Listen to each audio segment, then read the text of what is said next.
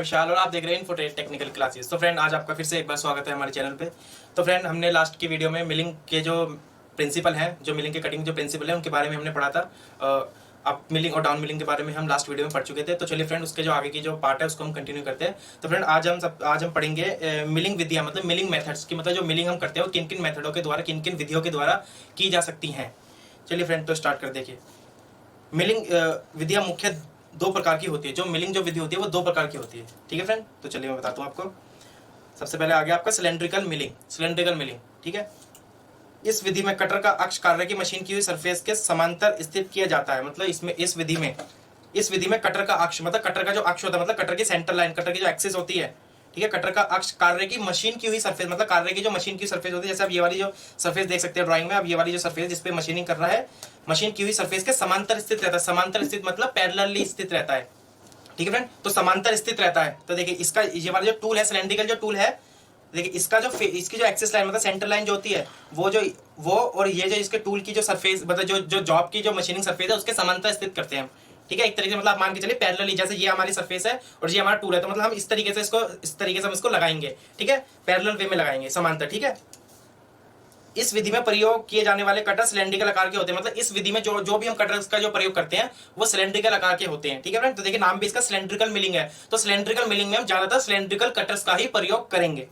ठीक है, और चिप को परिधि पर बने एजों के द्वारा दूर किया जाता है। मतलब जो चिप्स, मतलब एक तरीके से मान सकते हैं इसको, जो मेटल जो काट रहे, जो आपको एक चीज मैं बता दूं, जो कि मिलिंग मशीन पे जो भी धातु काटी जाती है वो चिप्स के रूप में ही काटी जाती है। ठीक है, तो देखिए ये देखिए, और चिप्स को परिधि पर, मतलब जो इसकी परिधि यानी सर्कमफ्रेंस या पैरामीटर आप कुछ भी बोल सकते हैं, ये वाली ये जो दांत इसके बने हुए हैं ये परिधि पर बने हुए हैं इसके। ये देखिए ये इसके कटिंग एज है। ठीक है, जो चिप्स को जो दूर किया जाता है वो परिधि पर बने दांतों के द्वारा किया जाता है। ठीक है फ्रेंड, तो देखिए ये आपके सामने एक सिलेंड्रिकल कटर बना हुआ है, देखिए। ठीक है, इसके ये वाले चीज ये है, ये इसके कटिंग एजेस हैं। ठीक है, और ये देखिए ये जो टूल है ये जॉब के समांतर हमने स्थित कर रखा है। ठीक है, इसी के द्वारा ये इसको ऑपरेशन करेगा, चिप्स के रूप में धातु को काटेगा। तो समझ आए फ्रेंड, सिलेंड्रिकल मिलिंग। तो चलिए फ्रेंड, नेक्स्ट है फ्रेंड हमारी एंड मिलिंग। ठीक है, एंड मिलिंग, ये आप ऑपरेशन देख सकते हैं, एंड मिलिंग। ये देखिए आपको डायग्राम में दिख रहा है एंड मिलिंग। ठीक है, मैं आपको इसके बारे में पढ़ के बताता हूँ। इस विधि में कटर का अक्ष मशीन की सरफेस के अक्ष के लंब रूप में स्थित रहता है। मतलब इसमें जो कटर का जो अक्ष रहता है, कटर का अक्ष मशीन की हुई सरफेस, मतलब कटर का जो अक्ष होता है, जैसे आपका ये कटर है, इसका अक्ष मतलब इसकी सेंटर लाइन हो गई, ये हो गया कटर, इसका जो अक्ष होता है वो मशीन की हुई सरफेस के लंब रूप रहता है। मतलब कि ये हमारी मशीन की सरफेस है। ठीक है, ये वाली इस सरफेस पे हमें मशीनिंग करनी है, तो जो हमारा एंड मिलिंग जब हम करेंगे तो जो हमारा कटर स्थित होगा वो इसके लंब रूप होगा, मतलब कि 90 डिग्री पे होगा। ठीक है, परपेंडिकुलर भी आप बोल सकते हैं, लंब रूप बोल सकते हैं, 90 डिग्री भी बोल सकते हैं। ठीक है फ्रेंड, इस तरीके से जो हमारा कटर होगा वो इस तरीके से लगाया जाएगा। ठीक है, कटर के केवल परिधि पर दांते ही नहीं परंतु इसके सामने वाले फेस पर भी दांते कटे होते हैं। मतलब एक तरीके से मैं आपको बता दूं, यहाँ पर बात कर रहा है, मैं आपको एक एग्जांपल बता दूं, जैसे आपने एंड मिल देखा था। ठीक है फ्रेंड, जो एंड मिल होता है उसके फेस पर भी दांते कटे होते हैं और उसकी परिधि पर भी दांते कटे होते हैं। ठीक है फ्रेंड, तो वो इसी बात को कह रहा है कि जब हम एंड मिल करते हैं तो जो उसके लिए जो हम कटर प्रयोग करते हैं उसके परिधि और फेस दोनों पर ही दांते कटे होते हैं। और ज्यादातर मैं आपको बता दूं, एंड मिलिंग करते समय हम एंड मिल का ही प्रयोग करते हैं। ठीक है, आप यहाँ पे डायग्राम में देख सकते हैं, ये जो दिखा रखा है ये एरो, ये इसके डायरेक्शन है, इस डायरेक्शन में घूम रहा है। और देखिए ये एंड मिलिंग हम इसको क्यों बोलते हैं, क्योंकि ये देखिए ये आपके सेंटर से मिलिंग नहीं करता, ये सिर्फ एंड टू एंड मिलिंग करता है। आप यहाँ पे देख सकते हैं ये जो मिलिंग ऑपरेशन हो रहा है ये एंड टू एंड हो रहा है, एंड पे हो रहा है, सेंटर में नहीं हो रहा है, तो हम इसीलिए इसको एंड मिलिंग कहते हैं। ठीक है फ्रेंड, नेक्स्ट आ गया फ्रेंड अब आपका मिलिंग मशीन ऑपरेशन। ठीक है, अभी हमने लास्ट में पढ़ा कि मिलिंग विधियां, मतलब मिलिंग जो होते हैं किस किस विधि के द्वारा कर सकते हैं। तो मिलिंग करने की दो विधि होती है, एक होता है सिलेंड्रिकल मेथड, एक होता है आपका एंड मिलिंग मेथड। ठीक है फ्रेंड, तो चलिए अब हम मिलिंग के ऑपरेशंस पढ़ते हैं कि जो मिलिंग के ऑपरेशन होते हैं हम वो कौन कौन से ऑपरेशन हम मिलिंग मशीन पे कर सकते हैं। तो चलिए फ्रेंड, सबसे पहले जो आता है वो आता है हमारा प्लेन मिलिंग। ठीक है, प्लेन मिलिंग से आप समझ सकते हैं, जो प्लेन मिलिंग मतलब प्लेन मतलब एक कोई सरफेस है, बिल्कुल प्लेन सरफेस है, प्लेन सरफेस की मिलिंग करना प्लेन मिलिंग कहलाता है। ठीक है, यह एक ऑपरेशन है जिसमें प्लेन मिलिंग कटर के रोटेशन के अक्ष के समांतर प्लेट फ्लैट हॉरिजॉन्टल सरफेस बनाई जाती हैं। डिफरेंट मतलब यहाँ पे कहना जा रहा है कि इस ऑपरेशन में प्लेन मिलिंग कटर, मतलब प्लेन मिलिंग कटर्स जो होते हैं, आपको यहाँ डायग्राम में देख सकते हैं, ये एक जो कटर है ये एक हमारा प्लेन मिलिंग कटर है। और जो प्लेन मिलिंग कटर को जब हम लगाते हैं वो जॉब की एक्सिस के समांतर लगाया जाता है। मतलब कि जैसे कि हमारा सिलेंड्रिकल मिलिंग में जब हम कटर को लगाते हैं सेम उसी तरह से हम यहाँ पे प्लेन मिलिंग में भी कटर को लगाएंगे। ठीक है, जॉब के समांतर ही लगाएंगे। यहाँ पे आप यहाँ पे देख सकते हैं डायग्राम में भी, जो आपका ये देखिए ये आपकी सेंटर लाइन है और ये देखिए जॉब का एक्सिस के समांतर ही हमने लगा रखा है कटर को भी जॉब के। ठीक है, इसी तरीके से ये यहाँ पे मिलिंग करता है, प्लेन मिलिंग। और यहाँ पे देख सकते हैं आप ये कौन कौन सा ऑपरेशन करने के लिए प्रयोग किया जाता है। प्लेन, ठीक है, फ्लैट, हॉरिजॉन्टल सरफेस, मतलब इन तरीके की सरफेस को बनाने के लिए इसका हम अधिकतर प्रयोग करते हैं प्लेन मिलिंग का। ठीक है फ्रेंड, तो प्लेन मिलिंग जो आपने काफी बार इंडस्ट्रीज में देखी होगी, जो ज्यादातर जो ऑपरेशन जब हम कहीं भी जब जाते हैं तो सीखने के लिए हम प्लेन मिलिंग के द्वारा ही ऑपरेशन को सीखना स्टार्ट करते हैं। तो सबसे पहला ऑपरेशन हमारा यही होता है। तो चलिए फ्रेंड नेक्स्ट देखते हैं। नेक्स्ट आ गया हमारा friend face milling. Face milling मतलब आप समझ सकते हैं वो ऑपरेशन जो फेस पर किया जाए उसको हम फेस मिलिंग कहते हैं। ठीक है, आप यहाँ डायग्राम भी देख सकते हैं। चलिए मैं आपको बता दूं, यह ऑपरेशन फेस मिलिंग कटर के द्वारा किया जाता है। ठीक है, फेस मिलिंग कटर के द्वारा ही हम इस ऑपरेशन को करते हैं, जो कि कार्य के अक्ष के साथ लंब रूप में होता है। मतलब कि ये जो कार्य का जो अक्ष होता है, अब जैसे ये हमारा कार्य है, ये कार्य का जो अक्ष हो गया उसके लंब रूप में होता है। मतलब इस तरीके से कटर को हम लगा के फेस मिलिंग करते हैं। एक तरीके से मैं आपको बता दूं, जैसे हम एंड मिलिंग में मैंने आपको बताया था कि एंड मिलिंग में जो कटर लगाते हैं वह जॉब के अक्ष के लंब रूप लगाते हैं। लंब रूप कह लीजिए, आप परपेंडिकुलर कह लीजिए, 90 डिग्री कह लीजिए, कुछ भी आप कह सकते हैं, तो जो वो लंब रूप में लगाया जाता है।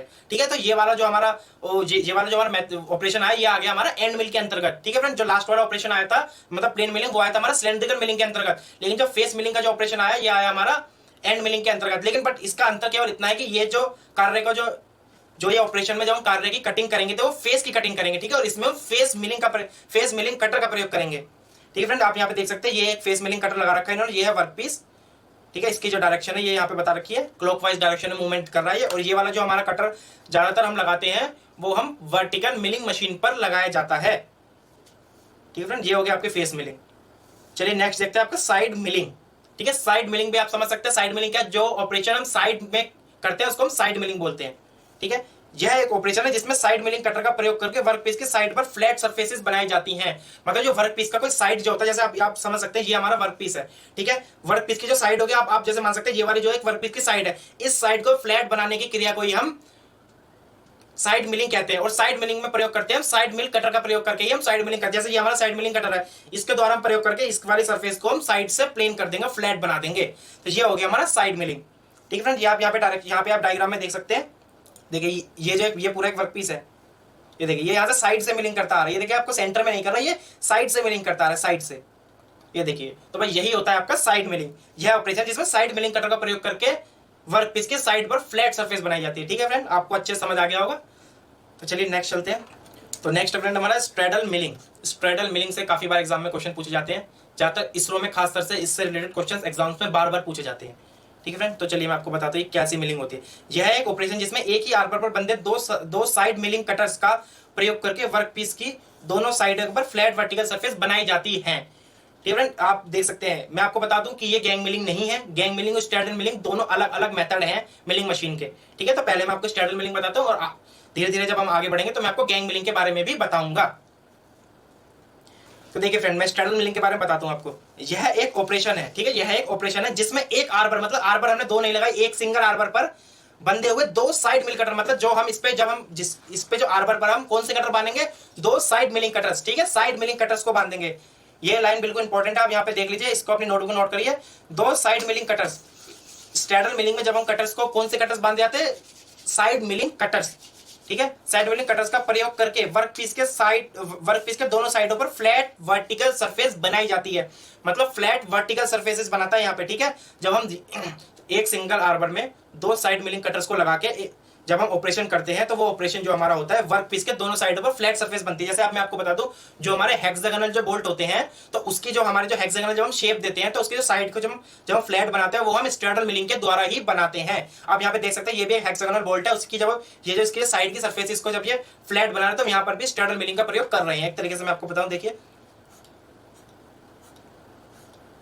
ये हो गया आपका हेक्सागोनल। हेक्सागोनल बोल्ट का जब आपका टॉप सरफेस देखोगे तो आपको ऐसा ही होता है। तो आपको ये वाली सरफेस, ठीक है, ये वाली सरफेस, ये सरफेस, ये सरफेस, इन सब सरफेसों को जो हम फ्लैट बनाते हैं वो हम स्ट्रेडल मिलिंग के द्वारा ही बनाते हैं। और बस इसमें एक मेन जो लाइन है आपको याद, इसमें हम दो साइड मिलिंग कटर्स का प्रयोग करते हैं। ठीक है फ्रेंड, तो आप यहाँ पे देख सकते हैं एक आर्बर है, उसमें हमने दो साइड मिलिंग कटर का प्रयोग कर रखा है। ठीक है, तो चलिए फ्रेंड नेक्स्ट चलते हैं हम एंगुलर मिलिंग। तो फ्रेंड मैंने स्ट्रेडल मिलिंग के बारे में आपको बताया। अगर आपको इससे रिलेटेड कुछ भी डाउट हो या आपको कुछ समझ नहीं आया होगा तो हमसे जरूर कांटेक्ट करिएगा। ठीक है फ्रेंड, तो चलिए नेक्स्ट चलते हैं एंगुलर मिलिंग। ठीक है, एंगुलर मिलिंग आप नाम सुन के ही आपको समझ आ रहा होगा। एंगुलर मिलिंग, जो मिलिंग एंगल में करी जाए उसको हम एंगुलर मिलिंग कहते हैं।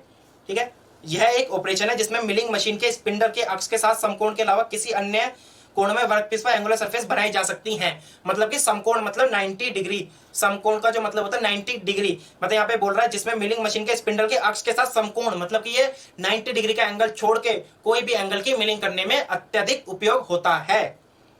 ठीक है फ्रेंड, यहाँ पे देखिए ये वर्ड को आपको बिल्कुल याद रखना है, समकोण की मिलिंग ये नहीं करता है।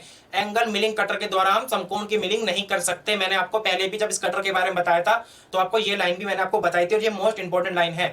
ठीक है, एग्जाम में क्वेश्चन पूछ सकता है कि एंगल मिलिंग कटर के द्वारा हम कितने डिग्री के एंगल की मिलिंग नहीं कर सकते, तो उसका सीधा आंसर होगा 90 डिग्री। ठीक है फ्रेंड, आप यहाँ पे इसका डायग्राम देख सकते हैं, ये वी, ये देखिए इस शेप का ये कटर है, वी शेप में होता है ये।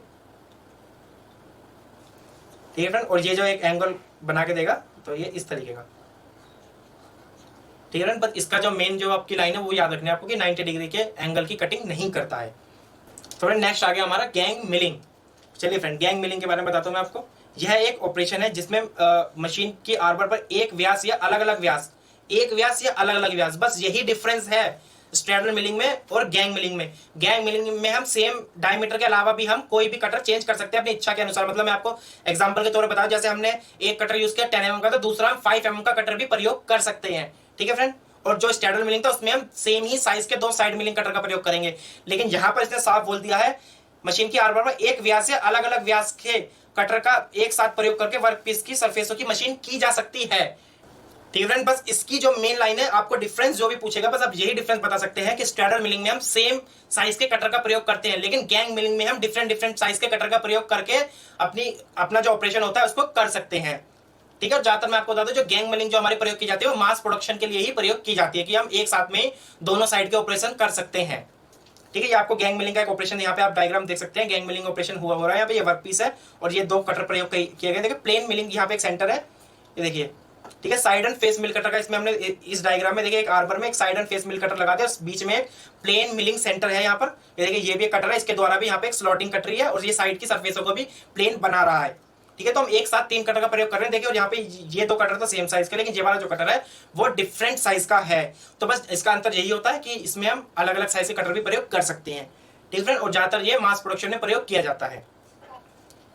ठीक है फ्रेंड, तो चलिए हम नेक्स्ट देखते हैं फॉर्म मिलिंग। तो फ्रेंड देखिए फॉर्म मिलिंग क्या होती है, चलिए मैं आपको बताता हूँ। फॉर्म, जब मैं फॉर्म मेथड बता रहा था मैंने, तब आपको मैंने फॉर्म मेथड के बारे में, जो फॉर्म जो कटर्स होते हैं उनके बारे में बताया था। अब मैं फॉर्म मिलिंग के बारे में बताता हूँ। ठीक फ्रेंड, देखिए सबसे पहला जो है हमारा कॉनकेव कटर। मैंने आपको बताया था फ्रेंड कि कॉनकेव, कॉन्वेक्स और कॉर्नर्स के ये जो होते हैं, ये आपको मतलब अगर आपको कॉन्वेक्स मिलिंग करनी है तो आप कॉनकेव कटर यूज करोगे, अगर आपको कॉनकेव मिलिंग करनी है तो कॉन्वेक्स कटर यूज करोगे। ठीक है फ्रेंड, बस अंतर इसमें इतना ही होता है, ये दोनों अपोजिट होते हैं। आप केवल किसी एक को याद कर सकते हैं। अगर जैसे आपको कॉनकेव मिलिंग करनी है तो आप कॉन्वेक्स कटर का प्रयोग करोगे, तो बस जो दूसरा है जो जब हम कॉनकेव मिलिंग का यूज करेंगे तो हम इसका जस्ट अपोजिट कर देंगे। तो बस इसमें ज्यादा समझने की कोई जरूरत नहीं है। बस आप इसको बस एक चीज की याद रखिए कि अगर आपको कॉनकेव मिलिंग करनी है तो कॉन्वेक्स कटर पकड़ोगे। ठीक है फ्रेंड, तो देखिए आपको यहाँ पे ये है एक कॉनकेव कटर है। ठीक है, और बच्चे जो मिलिंग करके जो हमें ऑपरेशन दे रहा है वो दे रहा है हमें कॉन्वेक्स। देखिए इस तरीके से कॉनकेव जो कटर है वो है आपका इस तरीके, ये देखिए ये इस तरीके का कटर है, ये देखिए। बट ये जो हमें आउटपुट दे रहा है ये दे रहा है हमें कॉन्वेक्स। ठीक है, और ये देखिए ये हो गया आपका कॉनकेव, ये हो गया आपका कॉन्वेक्स कटर। ये देखिए ये हमने कॉन्वेक्स कटर का प्रयोग किया था, बट हमको आउटपुट में क्या मिला, आउटपुट में मिला हमको कॉनकेव।